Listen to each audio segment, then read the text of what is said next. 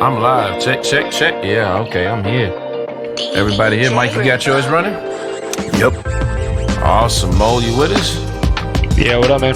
Check, check, check. Yo, what's good, what's good, what's good? It's your boy, GooseneckxGamer, here for another episode of the Rolling Out the Pocket podcast here at the Premier Madden League. I got Fling Mike with me. Mike, talk to me. Mike, talk to me. How you feeling? How we feeling? No, I'm chilling, dog. I'm feeling great. And we have the evil boss himself. Robotnik is in the building. Oh, my God. Mo, talk to us. Mo, how you feeling, baby? Talk to me. I ain't gonna lie, bro. We got some soft-ass dudes in this league. Oh, wow, okay. Going right for it. Let's go. I'm just kidding. I had to start it off like that. I'm sorry. I love it. I love Our it. views just shot up. Views Right? shot I up. was like, where are we going with this one? Yeah. Man, I ain't soft. Get me in that league. No, but look, check it out. Goose, remember what I was telling you when we had our draft party? Yeah. And Mo came in and he was just super hype. Yeah. That same energy, Mo, that you just brought right now is kind of where I wanted to start with all of this. You know what I'm That's saying? what I like to hear. Give some of that to bacon. yeah. Give some of that to bacon. No, Bacon not is- even, but I'm not even talking about just personality. I'm talking about, it seems like you have a genuine love for the game, be it because you work at EA or you just love Madden or you love football. Like, how did all this start for you as far as, you know, the passion you have for Madden and then getting a job and all the stuff that you do? Because it's infectious, bruh. Right. I would say it goes all the way back to, honest to God, 6 years old, living with my grandparents at the time and like driving with my grandpa to go rent Madden 97 Nice. at like the local video game. He was a big Packer fan. I grew up in Wisconsin, so I grew up watching the Packers actually till I moved to Minnesota when I was 10 and became a Vikings fan. But Madden was just something I played literally every year it came out, even as a 7-8-year-old kid. Got the PS2 the first year it came out. First game I got was Madden 2001 on the PS2. Wow. I mean, it's funny around the studio. People think I'm such I'm such a hardcore guy, which I mean I am now. But I mean, I grew up playing franchise mode. I grew up being that kid that just played Madden, just played the mini games, wanted to play games with his friends. I remember my dad wanting to play Madden with me when I was 9, and I ran the same play on him over and over again as a 9-year-old kid, and beating him, and he never played me again. Like, that passion literally just comes from just loving football and Madden. And it really, for me, it didn't become a game that I was really good at till about Madden 07. I got the 360 that summer, the summer that 08 came out, and I literally spent all summer long playing the game. Wow. And my online record, I remember, it was like 5-35 to start. I was terrible. I was trash, but I loved it. Just the fact that I could play other people from all over the world, I didn't care. I loved it. Win or lose, I loved it. And by the end of that summer for Madden 08, I won a local GameStop tournament.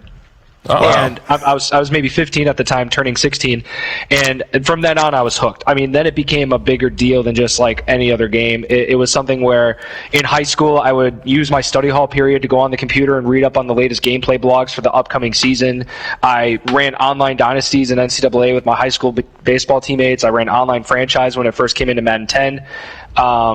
And then through the Game Changer program, which I found online via the EA forums in about 2010, I was 18 at the time, just through the program and being involved on the EA forums, I was just one of those people that, oh, it's Mole's back, or Mole's on the forum, always talking, interacting with people, and because of the program, twice a year, 3 times a year, and interact with developers and talk to them. And I think a lot of it just came with just being able to converse with them about the game and just having a lot of knowledge about the game. And it just came down to me asking for a QA position, whether it be, I think my first year working at EA, I was making $8.50 an hour as a QA tester. And it was just, was I willing to move down to Florida? And I mean, it goes from there. So, here we are 6 years later. That passion's still there. It doesn't go away. No matter what the game is, no matter what features we do, like that passion's not going to go away. That's dope, man. It sounds like the American dream almost, where you just said, F it, man. This is what my passion is, and I'm just going to figure out a way to get in here. I'm just going to figure it out. And you did it.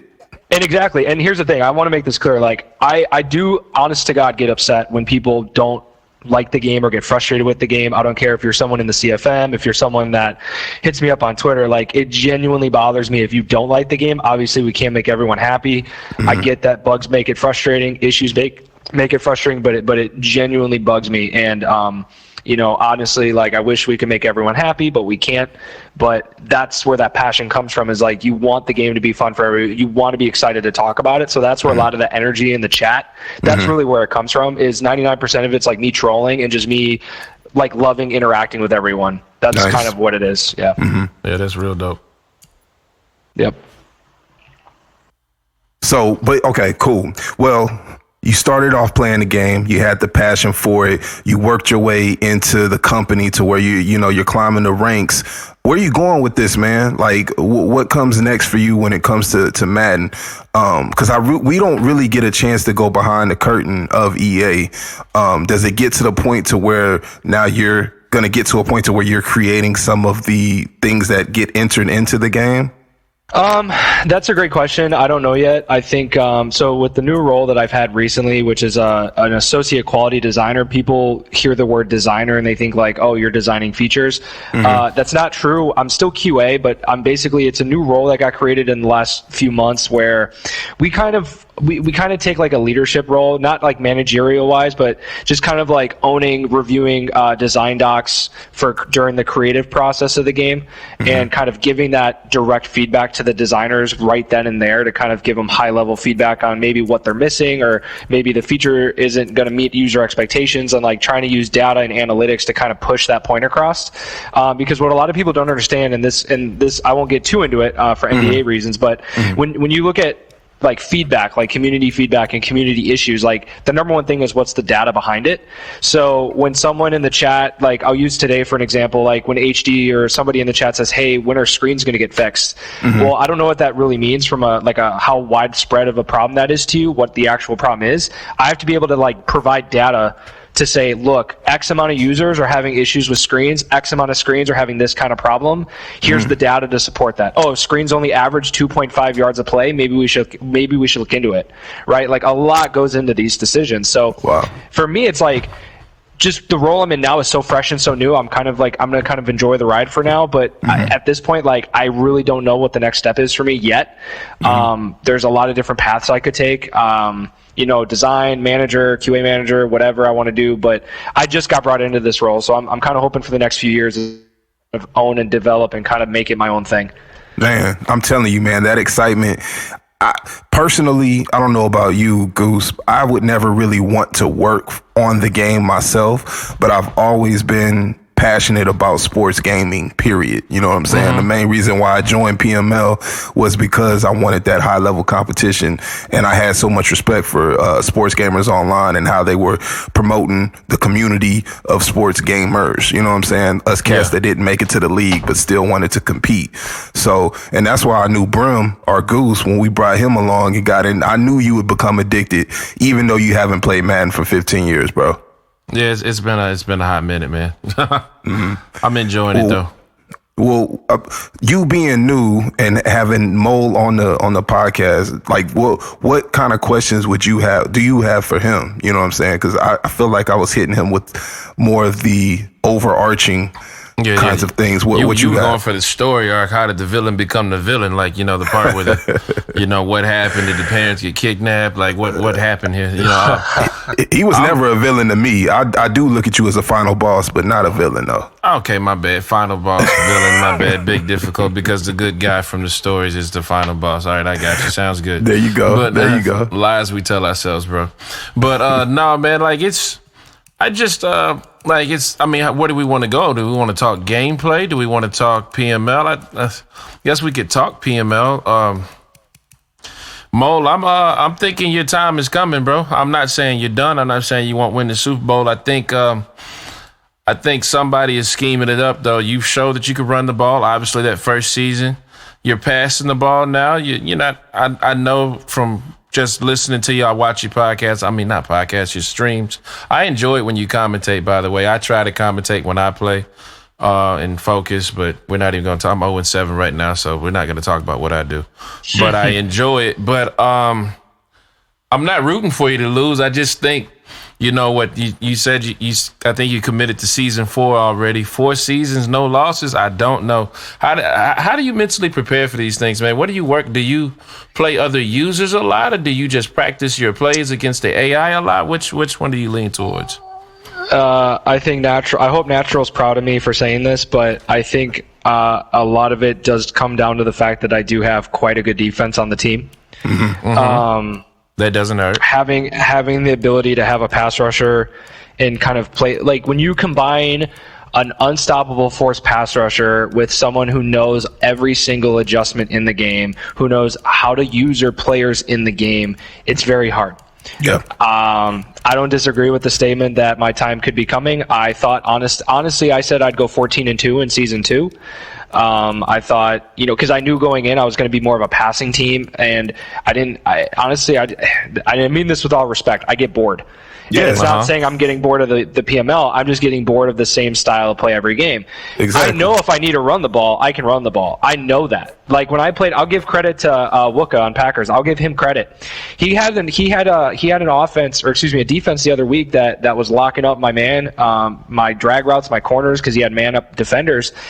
First run play, I call it single back trio. I call halfback dive. I just kind of be patient with the stick, and I make my read, and I make a juke, and I'm gone for 94 yards. Yep. I know I can run the football.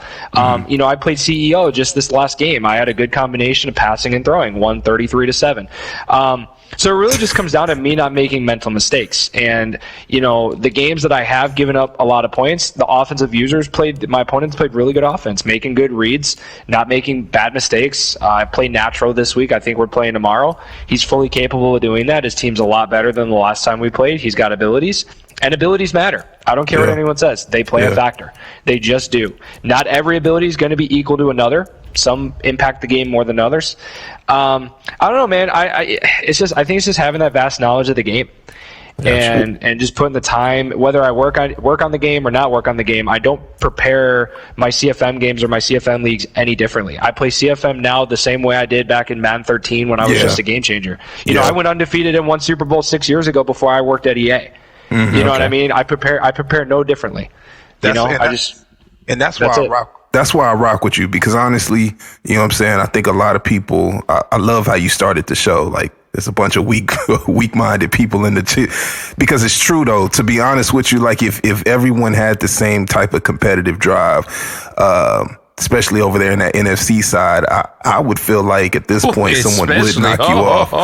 You know what I'm saying? Because it's like, y'all get to see him all the time, at least once a season. At this point, you should know kind of where he's coming with it and the adjustments he's able to make, and then step your game up to take him out. Now, I've only played you once, and it was the end of the season, and I'm not saying I could beat you. I'm really not. But what I am saying is I do enjoy the fact that someone brings a sense of professionalism, let's use that word, for this CFM, because if we really do want to be top notch, people really do have to come with it. As far as like being prepared to play, and you definitely are. I think, like you said, regardless of if you worked at the game or not, I just think you would take it serious, period.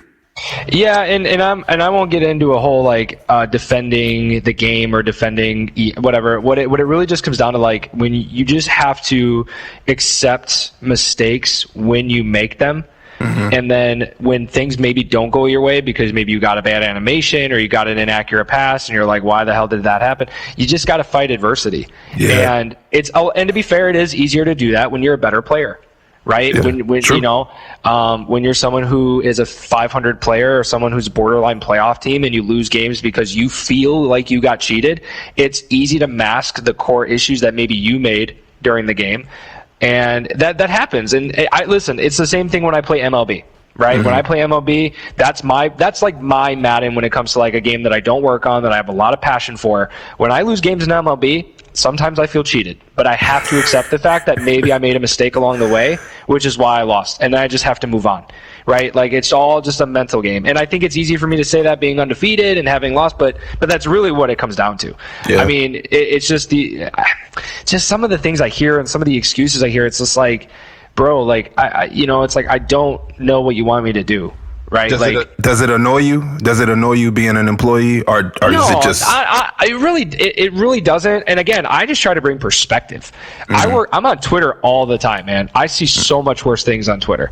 That's all I try to do is bring some perspective. And, sometimes it doesn't always make sense. Sometimes I'm not always, right. I try to, I'm not right 100% of the time, but at the end of the day, you just got to play the game, man. The game is so deep enough and it's so, there's so many mechanics in the game that if you're the better player, you're going to win. Yeah, you are You are. I don't know. The last close game I had was the NFC Championship game against Atlanta, and he came back and made that 24-21. I'm not going to sit here and say, "Oh, the game flipped a switch and wanted him to win." No, I know I made mistakes. Yeah, I know he had some DPIs that I didn't agree with, and that was frustrating. But you have to move past that. If you look at competitive Madden, some of the best Madden players in competitive, the ones who actually win the whole thing, the belts and all of that, they have the best mindset of anyone. They don't get flustered. You don't see them freak out on TV or on Twitch. You don't see them lose their cool. Skimbo's a great example. If you guys know Skimbo, he's won several belts. Why? He's one of the calmest, most cool and collected dudes in the community, right? If you can become that, you'd be amazed at how much better your game actually becomes. Because you don't get flustered. You don't get frustrated, right? And when you get frustrated, you start making mental mistakes. You start forcing the ball. You start forcing reads. You start making calls you probably shouldn't. It's all mental, man. It really is. That's that under fire stuff I was talking about, Mike. When you're under fire, how do you hold up? Exactly. That really is the exact same thing. I got one more question. I could toss it to you for a couple, Brim. You brought up the Madden community. Take us behind the scenes again on how the community is as a whole. How are y'all feeling about it? Where is it going? Is it growing? What new things do y'all have coming up that you can share with us? And if you can't share anything, just kind of what's your vision on where it can go? The Madden community? Yeah. That's tough. I don't know. I think we have a lot. I think the Madden community is a lot of passionate people, and I think at the end of the day, everyone. What we have to do for any game, what we have to accept the fact is that we are not the only people that play the game in our little cohorts, what we call cohorts of community. The competitive people want the game to play for competitors, right? The simulation people want the game to play for the simulation. But what we have to realize at the end of the day is that the game is played by millions of people, right? We have to accept the fact that we want the game to be playable and fun and authentic to anyone that can play the game. I don't know where it's going to be going. I think you see it a lot in the gaming landscape, not just with Madden, but with other games, that social media can create a lot of toxicity. Yes. We have a Game Changer program. We have people that we interact with on a Discord channel that are leaders of their own communities that relay us feedback. And again, even though I just said it's toxic, social media is a great source of community feedback. And I always try to stress to people, if you present, here's my thing with me personally. If you come to me with an issue in the game as an adult with constructive feedback, don't give me attitude. Don't make it personal. I'm going to listen to you. That's all it comes down to. If you come at me with attitude, if you just lost a game and you freak out at me and you tell me I suck, that I don't do good at my job, that whatever, this and that, guess what, bro? There's millions of people that relay feedback. I can just go to the next person. True. You know what I mean? So it's just, I think for all gaming communities, people just have to be better. They just have to understand, the games aren't just, don't be so selfish. The game isn't just built for you. But we'll see where that goes, man. I always try to preach that message wherever I can. But like I said, the Game Changer program is still something we have intact to this day. We have a lot of great people providing us feedback. I think, I wish people realized how big the community actually is, because it is pretty big. But so we'll see where it goes, man. But I think the game is more community driven now than it has been in the past. We do take a lot of feedback. We do build a lot of features based on community feedback. I mean, X Factor itself was built on the basis that for years people complained that everyone plays the same. That a guy with a 93 route running and a 98 route running feel the same. A guy with 80 catch and 85 catch feel the same. So a lot of the things we build is based off community feedback. So it's funny that you bring that up too, right? Because people were wanting these different players to be elevated and play different from others. And then this is just an example of some of the toxicity, and you can't win for losing. We put the X factors in there, and now it's like, well, now we got superheroes running around, and it's like, you know what I mean? It ain't even that bad. And I'm starting to feel your pain as far as, you know, you can't please everybody, and some people are just going to complain just because. Well, you know, it's like you got escape artists in the game, and everyone says how escape artist is OP, and it's like, okay, well, if the Madden community had Twitter back in Madden 04 with Mike Vick, I think things would be a lot different. You know what I mean? And you know, people get super nostalgic. They bring up old games and old things. It's like, dude, the game now is as balanced and as, I won't say it's not bug free, obviously, but you go back years of Madden and years of other games, man. There used to be some nasty bugs. Yeah. I mean, think about the days before patchwork, before patches were a thing. You had to build your game for launch, and even when patching started, it was only maybe 2 to 3 patches a year. Now you're getting patches every 2 to 3 weeks, and you know, it's just sometimes sometimes the community has cool ideas, but they're not sure how to be implemented. And you got to be careful with that. But I won't get too much into it. But yeah, basically it's like, you know, we try to do what we can, but you're just not going to get everything. Gotcha. Well, that's fun. Yeah, I missed pretty much all of those years of Madden. So when you said Michael Vick, I was like, oh yeah, I played that one. Then it was like, okay, let me check out again. Let the big boys talk at the big boys table. What brought you back to Madden? Mike.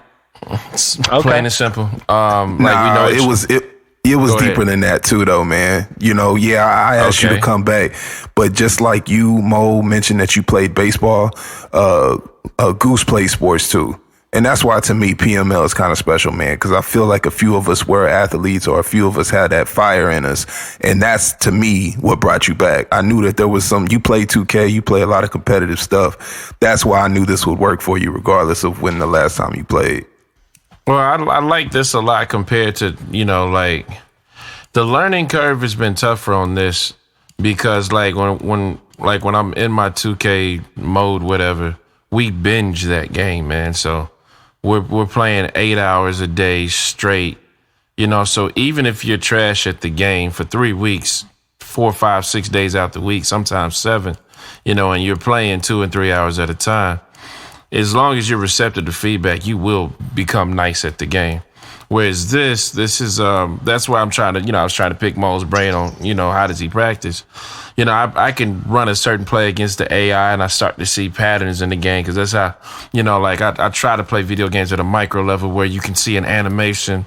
I had a pass to Kirk today, and like I literally saw the animation and I knew Kirk was going to be open just because of the way the cornerback turns around. I know he's not going to catch up to him, you know.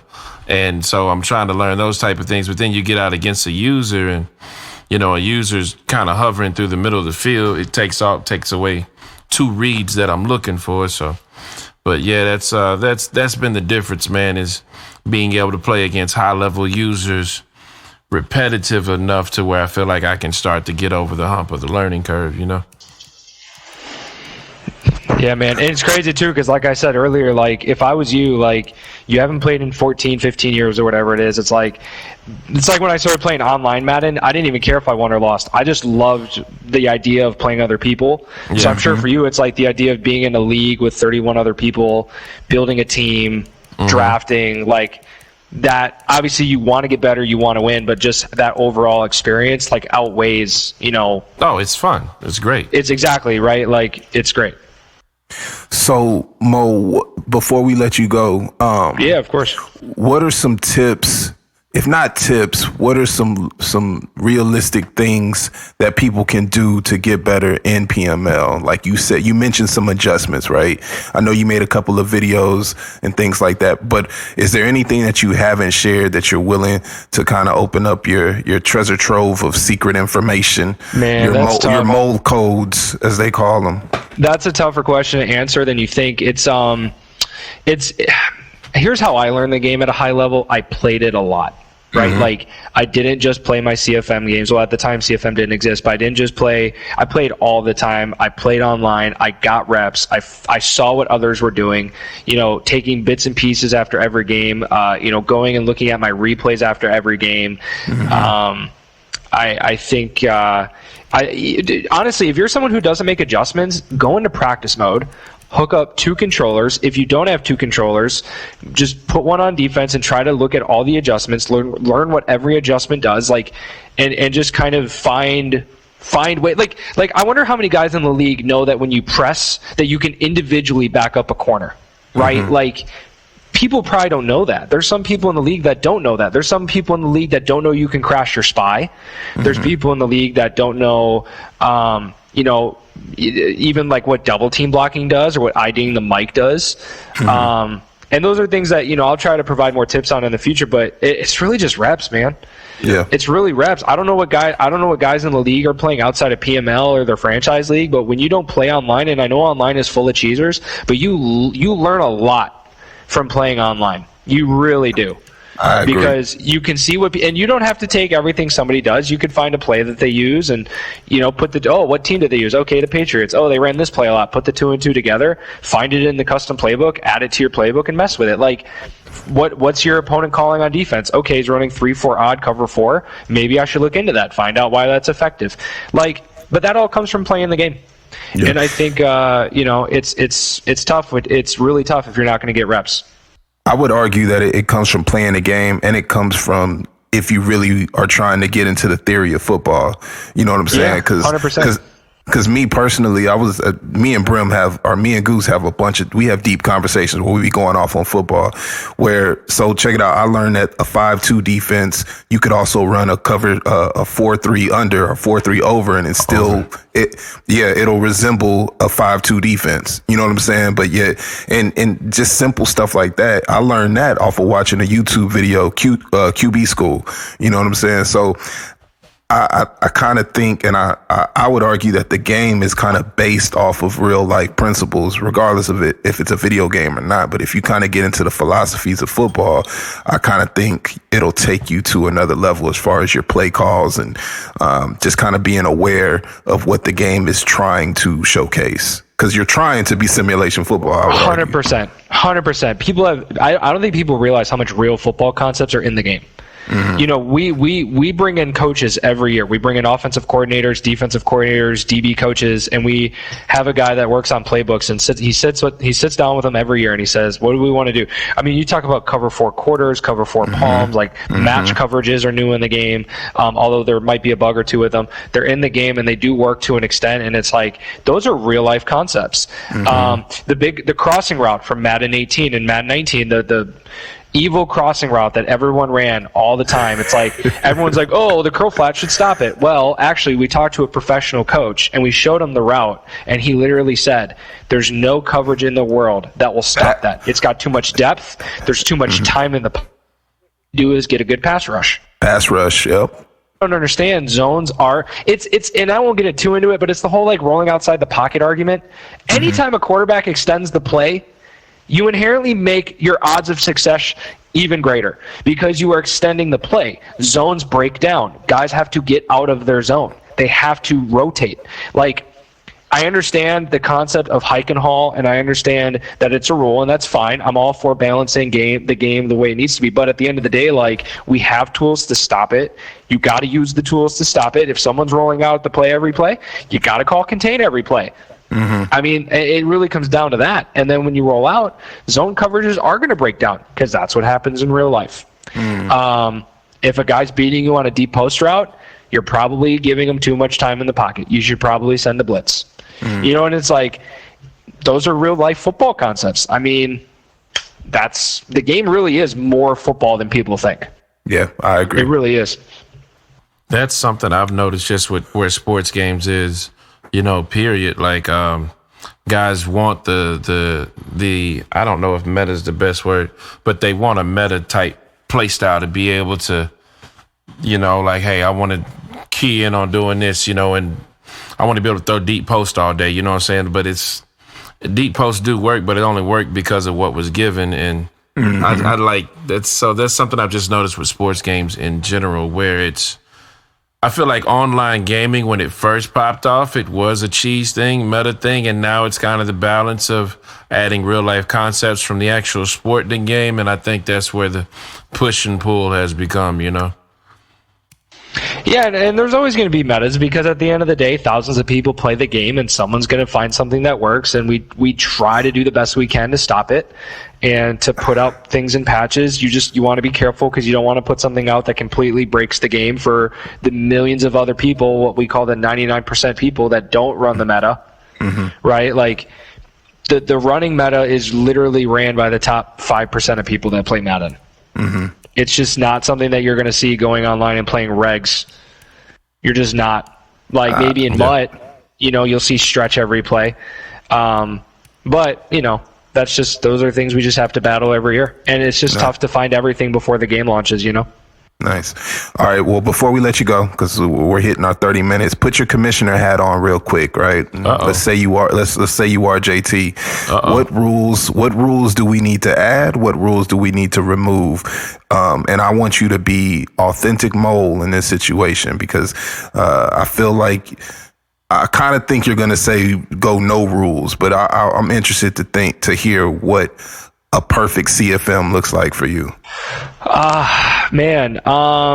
The only rule that I had an issue with, and we fixed it going into this year, was the fact that I had to lay down my starters going up 21-0. This guy in the first damn quarter because dudes want to throw pick sixes, and I get penalized for dudes making ass reads.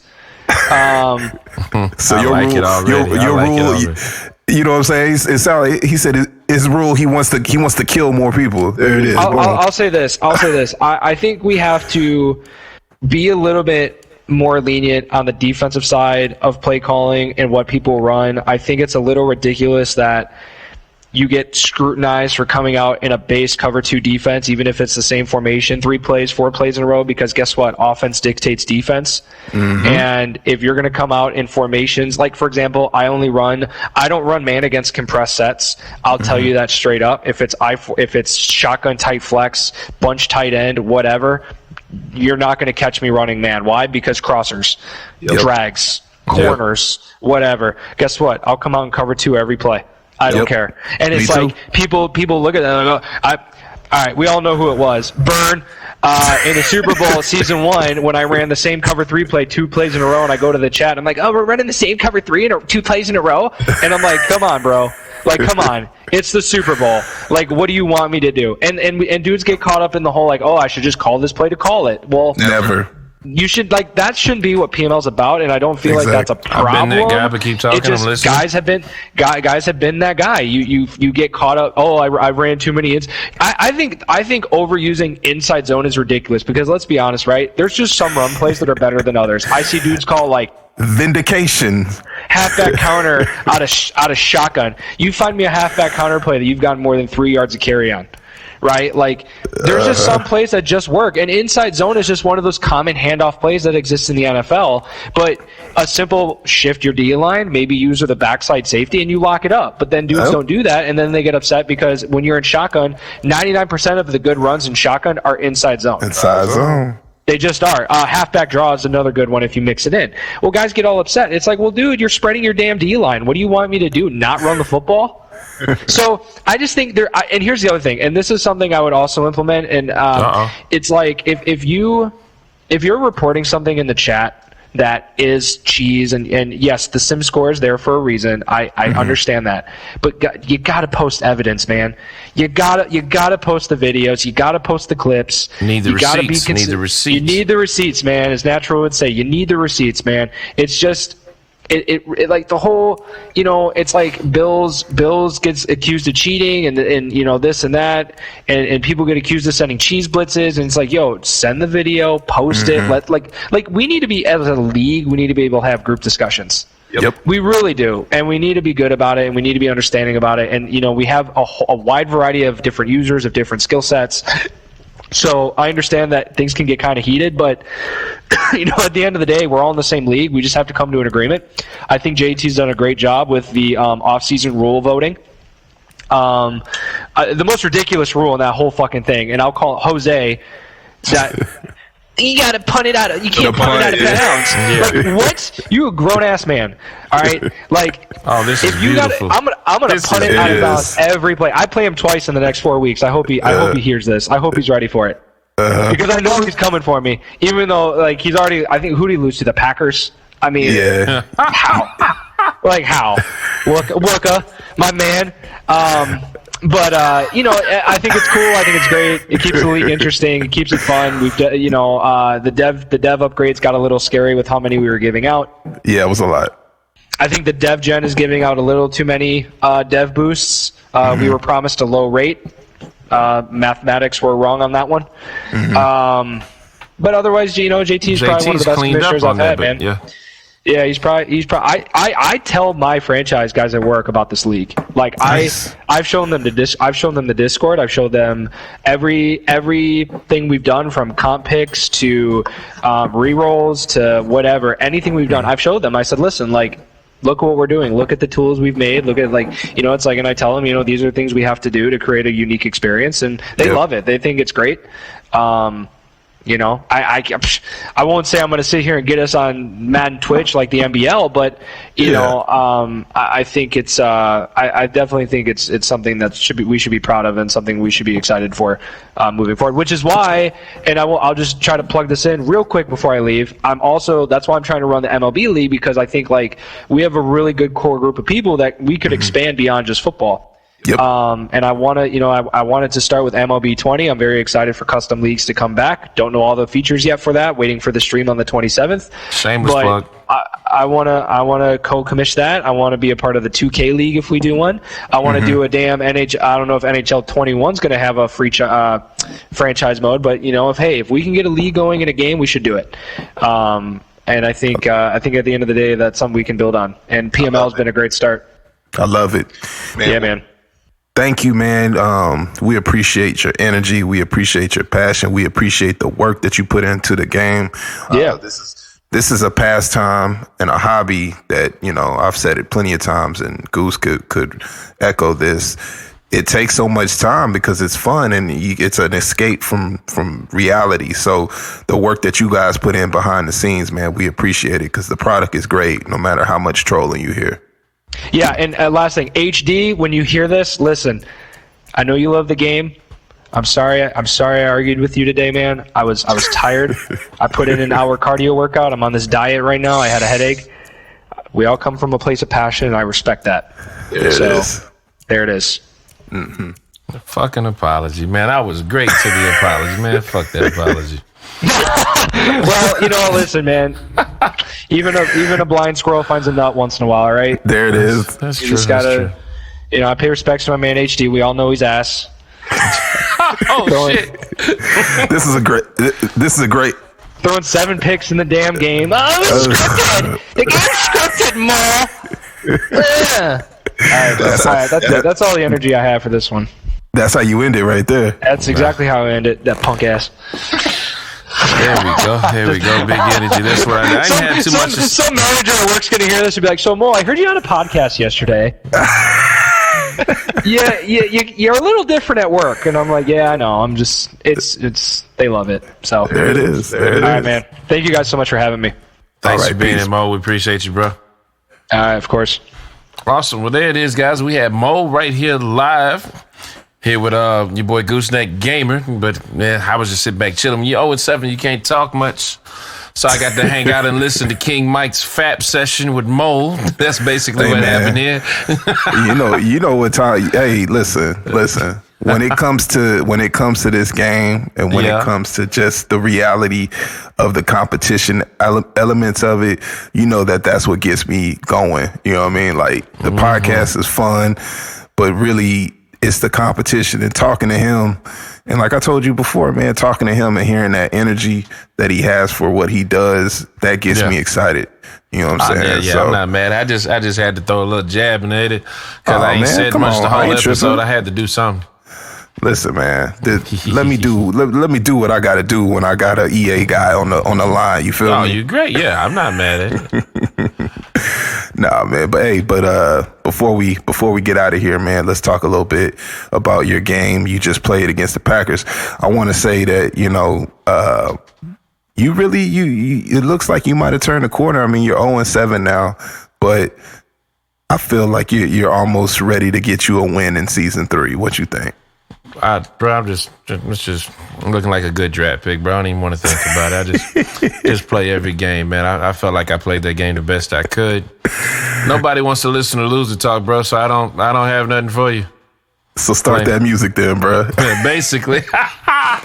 Oh, guys, all my league members, make sure you're getting in your sim scores. Make sure you're getting in that content. If you're a non-member and you enjoy hanging out, man, make sure you check us out. Premier Madden League, PremierMadden.com, and sport in partnership with Sports Gamers Online. Shout out to two of our big YouTubers and Twitch guys who are part of the community, Cookie Boy 17, D Lloyd TV. Make sure you check them out, man. We support who supports us. Your boy GooseneckxGamer. Fling Mike with me. Thanks again one more time to Mole from EA for